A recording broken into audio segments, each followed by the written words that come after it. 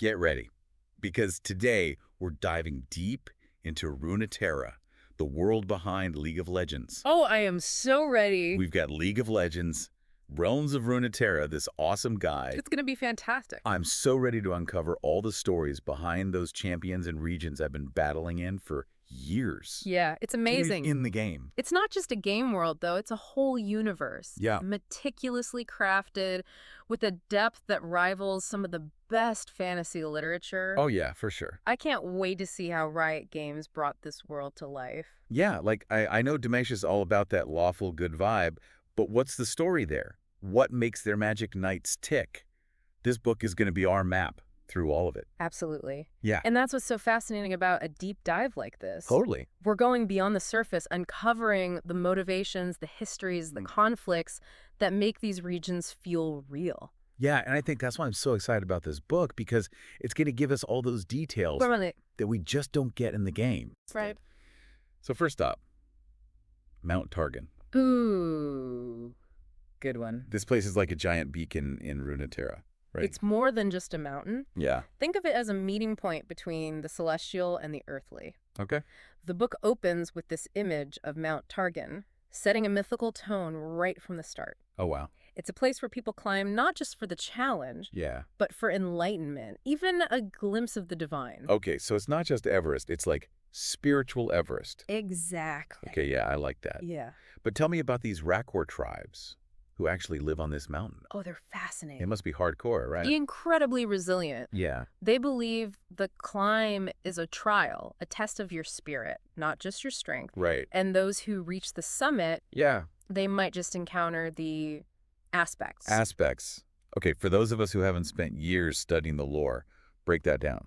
Okay. Like, I know the aspects are important, but... Imagine godlike beings who shape the world. Okay. That's the aspects. They embody different aspects of creation war, wisdom, justice, you name it. Okay, well... They represent this higher power that directly influences Runeterra. Okay. So the Rakor believe climbing Mount Targan brings you closer to these powerful beings, almost like a pilgrimage to a sacred site. So are they, like, actively involved, or are they more like these distant, mythical figures? What's a bit of both. Okay. They don't just pop in for tea, Right. but their presence is felt throughout Runeterra. I see. Think of them as forces that shape the world in subtle ways, like guiding the Kides or inspiring heroes. Okay, I'm getting serious Greek mythology vibes here. There are definitely parallels, Yeah. but Runeterra has its own unique spin on those classic archetypes. Right. It's not just a copy and paste. Exactly. It's Yeah. inspired by it, but it's its own thing. All right, so we've scaled the spiritual peak. Now let's hop over to Ionia. Oh, I love Ionia. This place always felt totally different when I'm playing. It is, if Mount Targan is about striving, Ionia is about finding balance. They value harmony between the material and spirit realms, and that's reflected in everything they do, even their architecture. Wait, really? Even buildings? Absolutely. Wow. The book describes Ionian architecture as living structures, blending seamlessly with nature.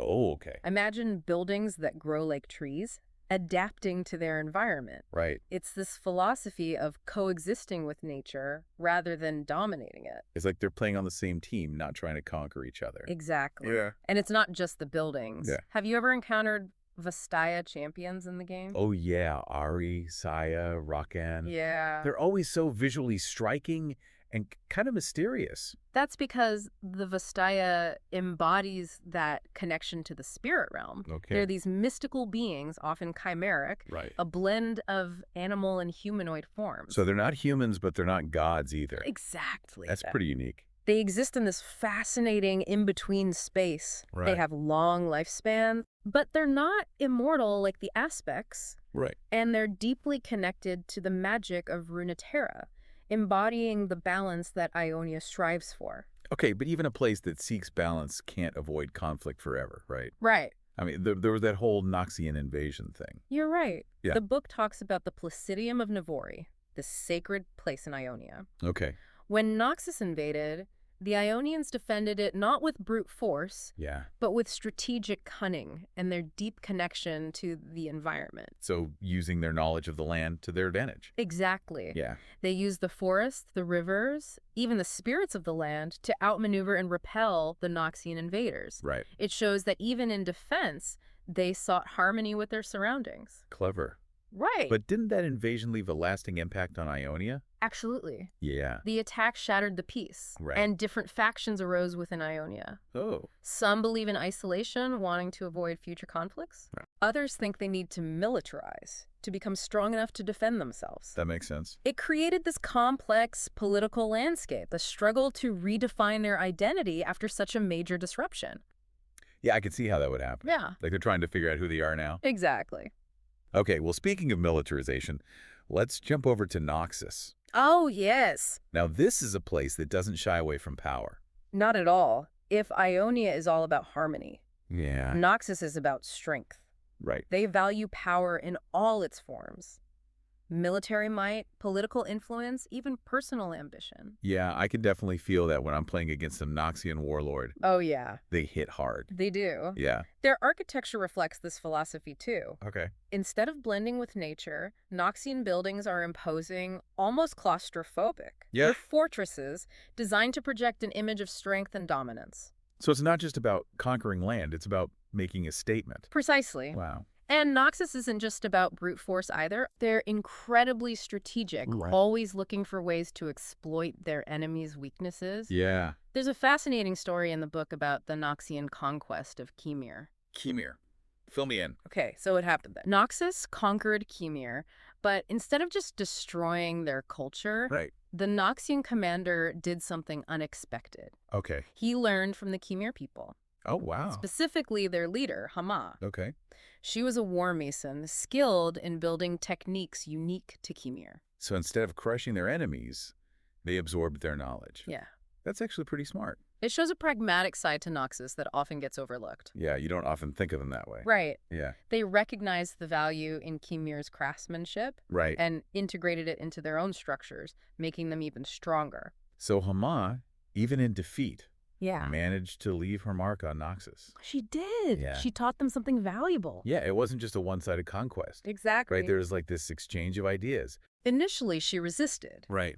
but eventually she accepted defeat and offered her knowledge to the Noxian commander. Oh, wow. In doing so, she demonstrated that true strength isn't just about conquering. Right. It's about adapting, learning, and respecting the strengths of others, even your enemies. It's like that saying, keep your friends close and your enemies closer. Exactly. Yeah. And that complexity, that willingness to learn and adapt is what makes Noxus such a fascinating and formidable force in Runeterra. Wow. Okay, I'm already seeing these regions in a whole new light. I know, right? It's like I'm peeling back the layers and discovering the real story behind the game. And we've only just scratched the surface. I know. Runeterra is a vast world, It is. and each region has its own unique tale to tell. Right. We've got Demantia, the Freljord, Bilgewater, Yeah.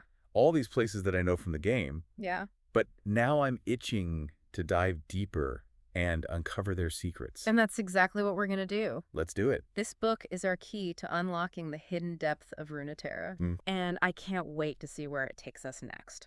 Me too. Yeah. Okay, I'm officially hooked. Yeah. It's amazing how much depth there is to these regions. I know, it's really cool. It's like those champions I've been playing with all have these hidden backstories, and now I get to uncover them. Yeah, and you know those backstories are more than just side notes. They Right. shape who these champions are, why they fight, what they believe in. Right. It's like understanding a friend on a deeper level once you know their past. Totally. Like when I'm playing as Darius, the Hand of Noxus, Uh-huh. I'm not just thinking about his axe. I'm thinking about his rise through the ranks, Yeah. his unwavering loyalty to Noxus. Exactly. Wow. Knowing the context adds a whole new dimension to the game. Right. It's like the difference between watching a movie and then reading the book it was based on. Oh, yeah, for sure. Suddenly the characters have more depth, more nuance. Yeah, you get to really understand them. Exactly. Okay, so we've explored Mount Targan and Ionia and delved into the complexities of Noxus. But let's circle back to Mount Targan for a sec. Okay. There's something about that treacherous climb that really stuck with me. It's powerful, right? Yeah, The climb is a powerful metaphor, isn't it? it is. It represents the challenges we face in life. The struggles we endure to reach our goals, Right. those sheer cliffs, the remnants of those who fell. Yeah. It's a stark reminder that the pursuit of enlightenment, of anything worthwhile, requires sacrifice and determination. Yeah, and it makes you think about the people who actually attempt that climb. Yeah. What drives them? Is it Yeah. ambition, faith, desperation?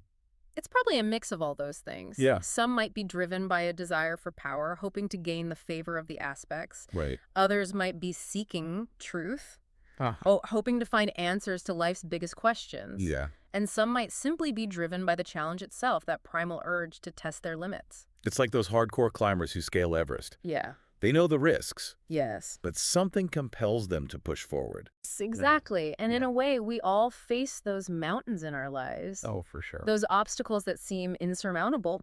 Those goals that require us to dig deep and summon our inner strength. Totally. So Mount Targan isn't just a fantasy location. Right. It's a reflection of the human spirit. Yeah. Our capacity for both resilience and ambition. Beautifully put. Thank you. And it makes you realize that Runeterra isn't just a setting for a game. Yeah. It's a reflection of our own world, our own struggles, and our own aspirations. It is. It very much is. I'm also curious about those aspects. Okay. We talked about them briefly, but I want to know more. Uh-huh.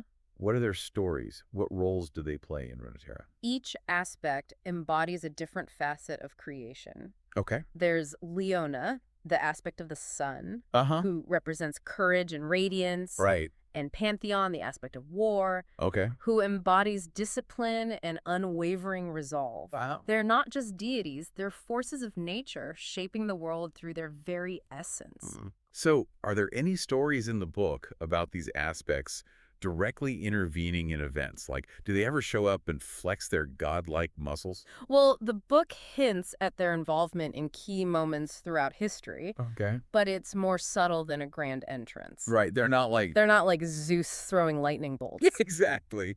Remember the story of the Placidium of Navori in Ionia? Yeah. Some believe that the spirit magic the Ionians used to defend themselves was empowered by the aspect of nature, Ivern. Ah, so they work behind the scenes, influencing events without directly revealing themselves. Right. It's like they're playing a cosmic game of chess. A very apt analogy. Yeah. And that's what makes the aspects so intriguing. I see. They represent a power that's both immense and mysterious, a force that shapes the world in ways we may never fully understand.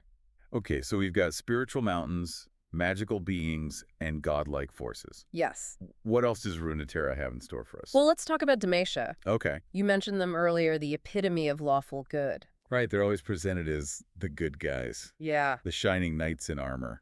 But there's more to them than meets the eye. Okay, I'm guessing it's not that simple? Demacia is founded on a strong moral code.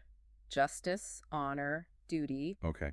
But their rigid adherence to tradition and their fear of magic have created tensions within their society. Oh. They have these mage seekers who hunt down magic users, Right. seeing them as a threat to their order. Wow. So it's like they're fighting a war on their own people. It is. It creates this internal conflict, Yeah. this question of what happens when a society's ideals clash with the realities of a changing world. I'm starting to see how even the good guys have their own struggles and contradictions. And that's what makes them interesting. Yeah. Demacia's not a utopia. Right. It's a nation grappling with its own flaws and trying to find its place in a world that's constantly evolving. All right, Demacia, the land of moral dilemmas. Yeah. What about the Freljord?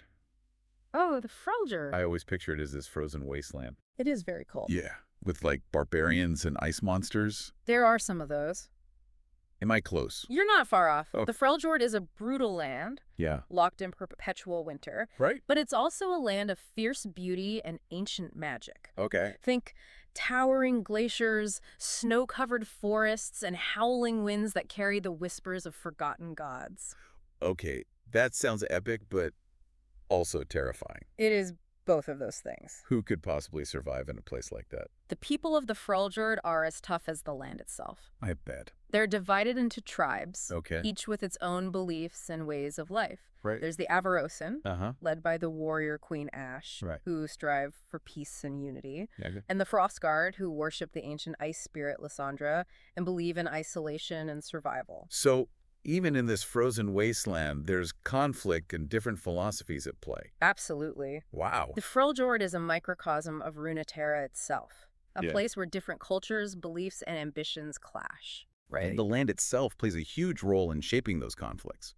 You mentioned ancient magic. Yes. What kind of magic are we talking about here? The Freljord is steeped in elemental magic, particularly ice magic. Okay. Think frozen storms, ice shards that can pierce through armor, and creatures made entirely of ice and snow. Oh, wow. And then there are the three sisters, Avarosa, Serolda, and Lysandra, who each wield immense power over the Freljord's magic. Great. Their story is a tale of betrayal, ambition, and the struggle for control over this icy realm. Sounds like a recipe for some serious drama. It is. I can't wait to dive deeper into the Freljord and see what other secrets it holds. I know there's so much to explore there. Yeah. Yeah. But we still got Bilgewater to explore. Yes. And if I remember correctly, this is where things get a little piratey.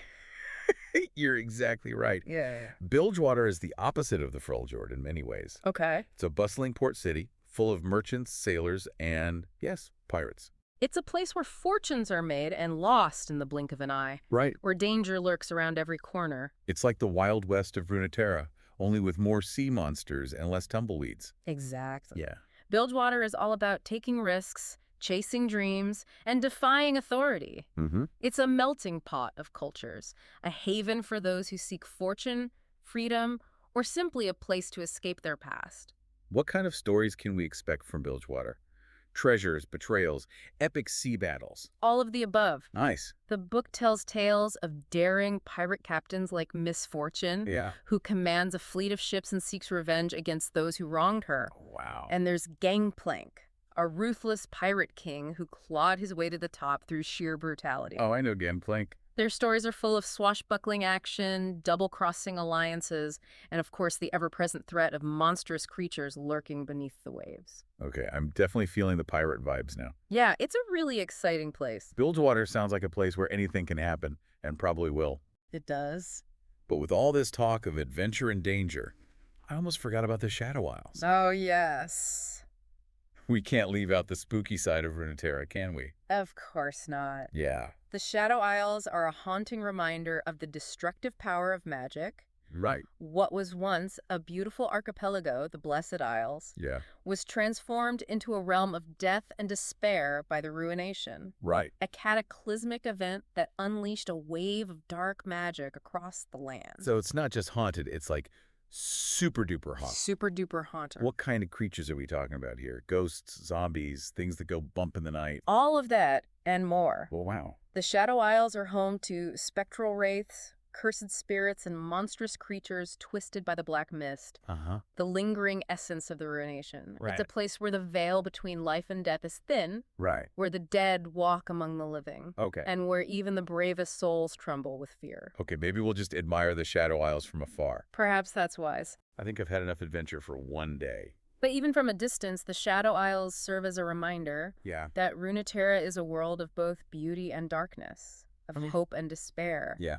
And sometimes the line between those forces can be blurry indeed. I'm loving this journey through Runeterra. I know, it's been great. It's amazing how each region has its own distinct personality, its own story to tell. Yeah, each one is so different. It makes me appreciate the game on a whole new level. And that's the magic of a well-crafted world. Right. It draws you in, makes you want to explore every nook and cranny, and leaves you wanting more. Speaking of wanting more, I think we've only just scratched the surface. I agree. We've still got champions to discover, mysteries to uncover, and maybe even a few more mountains to climb. And with Realms of Runeterra as our guide, I'm confident that our journey through this fascinating world is only just beginning. Wow, we've covered a lot of ground, haven't we? We have. From icy mountains to bustling port cities. It's quite the variety. It's amazing how diverse Runeterra is. It's that diversity that keeps things so interesting. Yeah. Each region has its own unique flavor, its own set of challenges and triumphs. Yeah. It's like a tapestry woven from threads of magic, conflict, and human ambition. And you know what? Right. It makes those champion selection screens in the game so much more meaningful now. Oh, right. It's not just about picking a cool character. Right. It's about understanding where they come from, what they represent. Exactly. Yes. It adds a layer of depth to the game, making each match feel like a clash of cultures, ideologies, and personal stories. All right, so we've talked about a lot of regions already. We have. But we can't wrap up this deep dive without mentioning Zonrite. Oh, Oh, Zon. It's always described as this undercity, shrouded in smog and secrets. It's a fascinating place. What's the deal with that place? Zon is like the dark reflection of Piltover. Okay, A city built on innovation and progress. right. Imagine a labyrinth of twisting alleys and towering structures, all bathed in the glow of chemical fumes and flickering neon lights. Okay. It's a place where science and magic collide, often with unpredictable and dangerous results. Okay, that sounds both fascinating and kind of terrifying. It is both. What kind of people live in a place like that? Zon attracts those who are willing to push boundaries, to experiment, to break the rules. Okay. You'll find brilliant inventors, alchemists obsessed with forbidden knowledge, and criminals who thrive in the shadows. Right. It's a place of both incredible innovation and rampant corruption. So it's like a double-edged sword. It is. Progress and danger go hand in hand in Zon. Exactly. And that duality is reflected in many of the champions who hail from Zon. Oh, okay. Think of Jinx, a chaotic and brilliant inventor whose creations are as destructive as they are innovative. Right. Or Victor, a scientist who seeks to augment humanity through technology, even if it means blurring the line between flesh and machine. I'm starting to see why Zon is considered one of the most dangerous and intriguing regions in Runeterra. It's like a crucible where ambition and desperation forge some of the most powerful and unpredictable individuals in the world. And it makes you wonder, doesn't it? What's that? What are the consequences of unchecked progress? What happens when ambition outweighs morality? Zon forces us to confront these uncomfortable questions.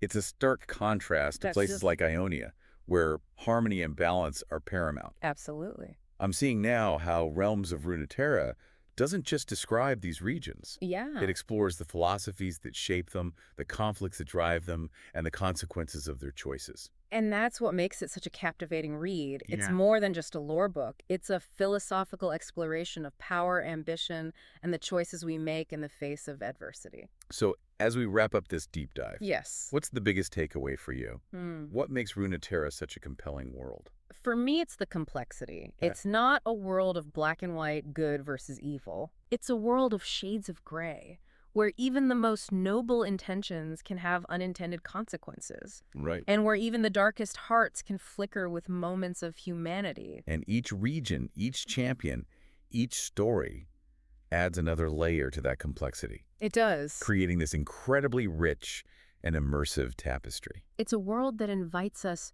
to explore, to question, to discover. Yeah. And that's a testament to the incredible work that Riot Games has done in crafting this universe. I'm definitely walking away from this deep dive with a whole new appreciation for the game, for the characters, for the world itself. Me too. It's like I've unlocked a secret level of understanding. And that's the beauty of a deep dive like this. Right. We've gone beyond the surface, delved into the lore, the history, the motivations, and emerged with a richer, more nuanced perspective.